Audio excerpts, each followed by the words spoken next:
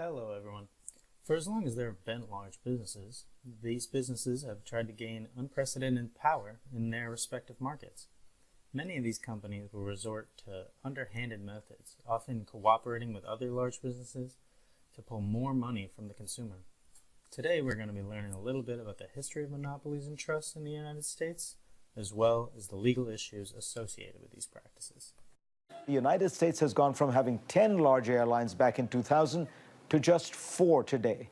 And those 4 mega airlines now dominate more than 80% of the U.S. This is it. This is what everybody thought could happen. They will now dominate food within the next 2 years. Wow.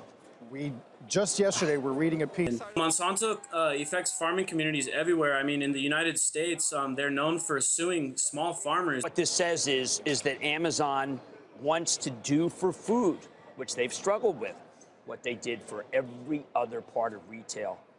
We're seeing this incredibly large company getting involved in almost every area of commerce, and I think it is important to take a look at the power and influence that Amazon has.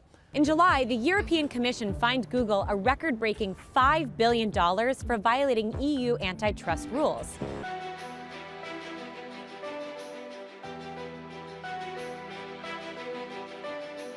Monopolies and trusts.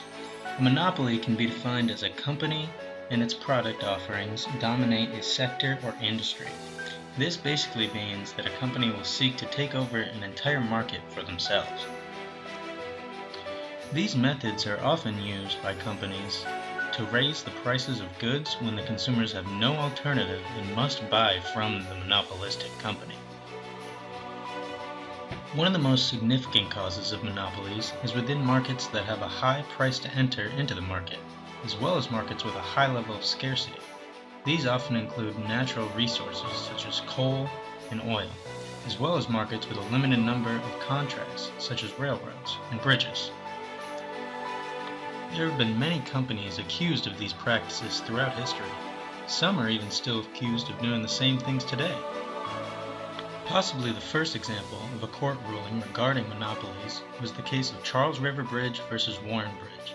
In this case, Massachusetts hired the Charles Company to build a bridge and allowed them to charge a toll to cross. Sometime later, the Warren Bridge Company was hired to build yet another bridge nearby as the population of the city increased. This bridge did not charge tolls to cross. The Charles Company sued, but eventually lost on the basis that they were never granted a monopoly for the bridge crossings. This was the first of many cases of the government fighting monopolies and trust busting. Breaking up these companies became a very popular practice in the 19th and early 20th century. In 1890, the Sherman Antitrust Act was introduced. This act would make it illegal for competitors to make agreements with each other that would limit competition. In 1914, the government decided there should be an agency in charge of investigating these practices, so the FTC was commissioned. Also in 1914, the Clayton Act was passed. The Clayton Act simply added to the Sherman Act, making mergers illegal if they would severely limit competition in any given market.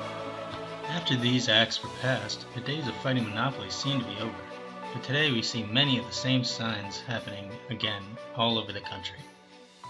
So, do we need new anti-monopoly laws?